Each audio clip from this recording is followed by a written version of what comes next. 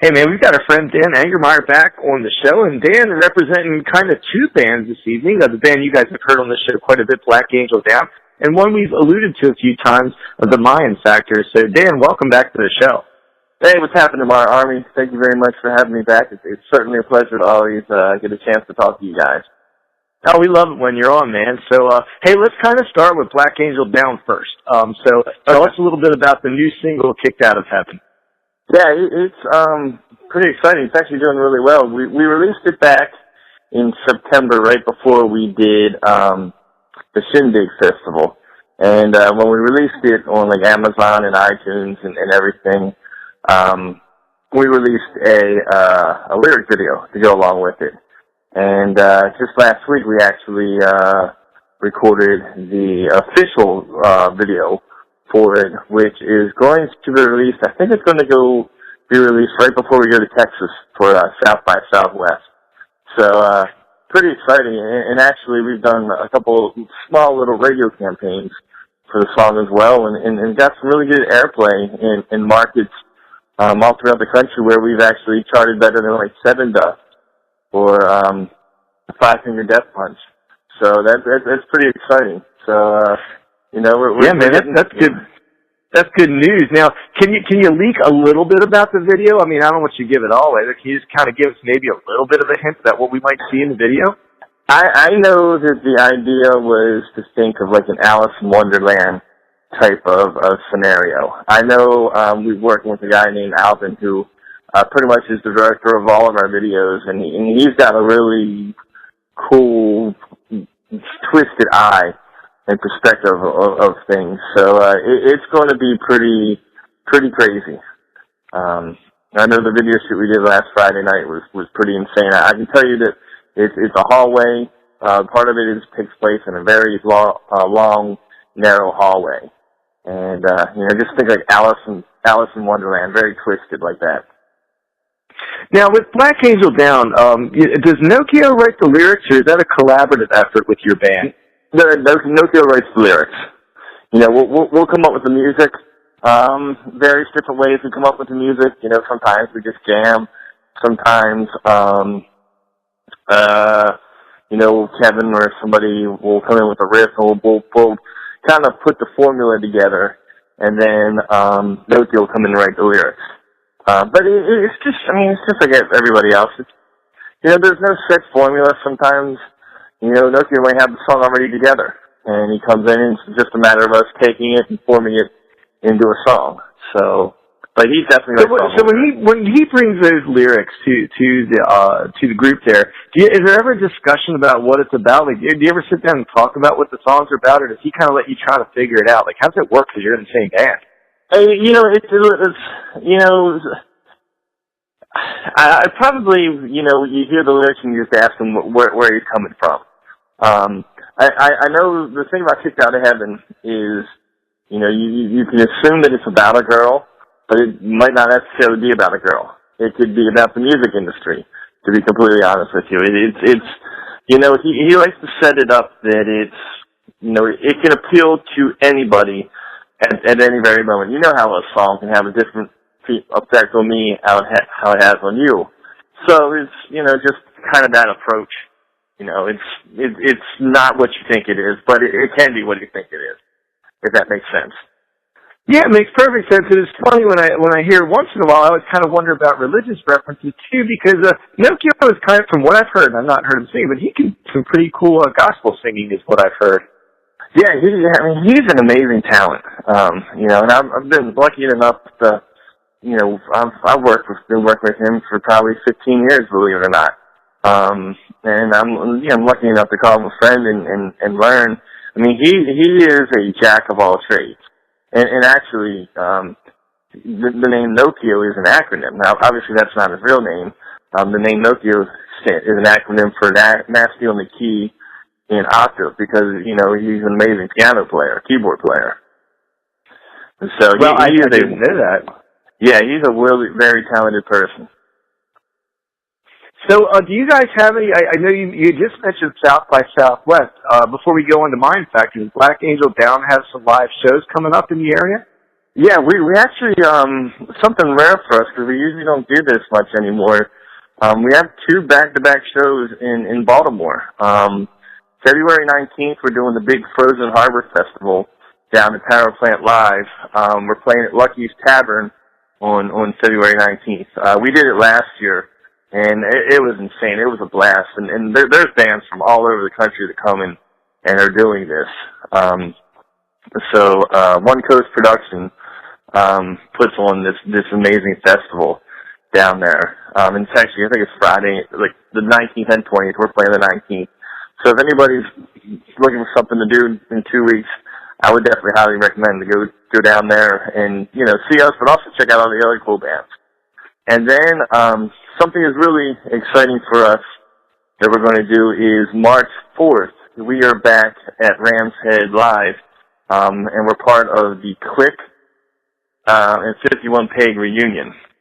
I'm not sure how many people are familiar with them, but way back in the day, Click, 51 Peg, Imbue, which is a band that Rod and myself were in, and then Live Alien Broadcast, which is the band that Kevin were in, we always used to play shows together.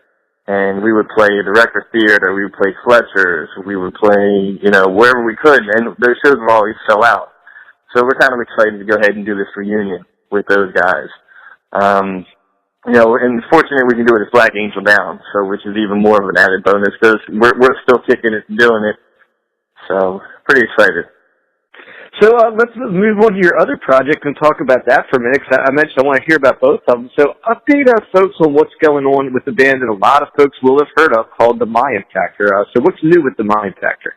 Well, we're gearing up to really let everybody know that we're back, and we're not just doing this, as a one-time thing, do shows, whatever. We're working our way back to being a fully functioning band. It's pretty crazy, and in a roundabout way, I'm almost embarrassed and humbled at the same time talking about this, but like, when our music hit the internet, and I mean, it was even pretty much after the Mayan Factor, the first go-around when we really stopped doing anything, our music hit the internet, and it just went viral, and it went viral real fast.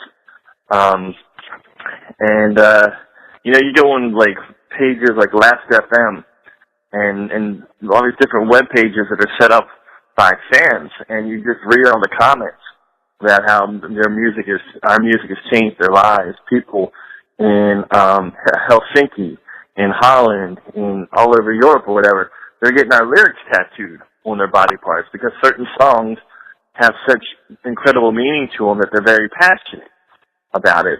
And Kevin and I, who also is in Black Angel Down with me, we always would talk about how, unfortunately our original singer Ray passed away probably, I think it's going to be 5 or 6 years ago, Monday as a matter of fact. Kevin and I were like, it'd be really wild and cool to see if we could somehow figure out how we could get the Mayan Factor back together. The demand is there. People are always asking us what we're doing. So, we work with Jeff Sarzosi from the Infinite Staircase, and we know Lenny very, very well. We've known them for a few years now, and whenever we go up to New York to play, we always hang out. It was really funny because Kevin, Jeff, and myself, we were all talking one day, and we're talking about this thing with the Mayan Factor, and we're like, I really wish we could figure out a good singer and see how we can make this work. And it was almost like all three of us simultaneously said, what if Lenny would be interested? So, make a long story short, we've actually rehearsed probably about 2 or 3 times now with Lenny. And, we actually have some video clips that we're going to start editing and releasing to really start building up the buzz. But, no one will ever replace Ray. He was such an incredible talent. However, Lenny is amazing doing these songs. I mean, it's like Lenny fits in so well, and you would think Lenny's been with us from day one, going back 10, 12, 15 years. So, there's something really cool that's going to happen and come out of it. I've always enjoyed having Lenny on the show. He's a hoot to have as an interview, man. He's like just Mr. Intensity whenever I talk to him on the phone. So you could almost do like a little festival with your bands. Like you could actually have a show with Black Angel Down, The Infinite Staircase, and Le Projet, couldn't you?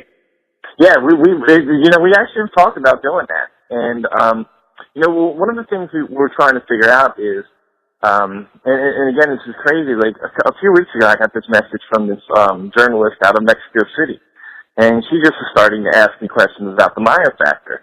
And I wasn't thinking anything of it. And she goes, "I want to do a segment on my TV show about you guys." And that's cool. No worries. Didn't think anything of it. And actually, I answered a few questions for her, and then so be it. Offer was done. The next day, she hit me up and goes, "Hey, my segment is going to run on Mexican TV today, and I'll send you a link." And anyway, she sent me a link, and I've been posting it all over my page. It was a real, usually you think of, you really don't think of I didn't expect it to be what it was. I mean, it was a full-blown, almost like Access Entertainment Tonight TV show that they actually did a segment about the MARR factor for about 6 minutes. And then after they talked about us, they went ahead and segued into Iron Maiden, which I thought was really cool. So anyway, make a long story short, what we're trying to figure out is how we can, because right now we're not going to be able to get to everybody over the world touring-wise, but we want to start doing some streaming shows, either from Stage It or some other kind of source. So we want to set up these streaming shows so people all over the world who've been dying to see the MARR factor can actually start streaming shows. Like, once a month we'll do a show and stream it. Someone in Germany can see us. Someone in Seattle can see us. Russia. So, yeah, man, I love the stage it shows. There's a number of bands that we just can't catch that often here that I will watch on a stage it campaign. So that's pretty cool. Are you guys writing new tunes for the MARR factor too, or are you just kind of right now learning the previous catalog? Relearning, I guess is better. Yeah, right now we're just getting everything tightened together from the previous catalogs. We have 3 albums worth of material that we're getting Lenny up to speed with. And I mean, I want to say we're probably about 12 or 15 songs down and ready to go. And we're going to be getting together in 2 weeks for another rehearsal. Which at which time I can tell you right now that probably during one of the rehearsals we're going to do a quick periscope into us probably doing Warflower, so all of our fans on Twitter can just kind of get a quick glimpse of what's going on with us.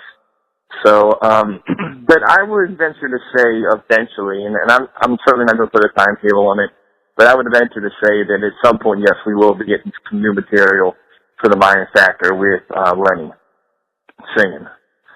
So, man, we are definitely looking forward to that. So, hey, man, Dan Angermaier, and Dan is the drummer for Black Angel Down, as well as for the MARR factor. It's the first time in a while. It's so funny. I've got a couple artists on the show this week that I'm interviewing for multiple bands at the same time. It's kind of cool. So, yeah, you know what? The thing is, we're artists. We love doing what we're doing, and music is about creating and creating avenues. So I love doing what I do, and I wouldn't trade it for the world.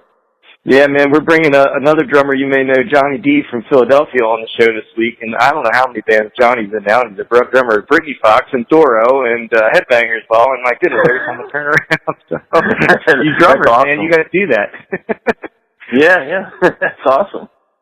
Well, Dan Angermaier, man, hey, we really appreciate you being on the show. It's always a good time when you're on, and we're going to spin some tunes tonight for Black Angel Down. We're going to spin some tunes from MARR factor. So thanks so much for being on the show again. Hey, thank you. It's always a pleasure. And on behalf of myself, the guys in the band, and I think pretty much everybody, thank you for doing what you do for the music community. I mean, your passion is second to none. And I know it's greatly appreciated by everyone to give us all artists an outlet to be heard. So can't thank you enough. Oh, well, thanks for the kind words, man. Always a pleasure talking to you, and we'll try to catch you. We just might show up at that Frozen Harbor show. It's on the short list for that night once I check with our travel secretary. So we just may see you down there in Baltimore. That's February 19th, Frozen Harbor. And go to Lucky's Tavern. It's a cool little spot down there in Baltimore, I guess, what do you call that? Power Plant Live area. Yeah, Power Plant, yep. So, Dan, man, thanks for being here. Hey, no problem, definitely. I look forward to hanging with you guys.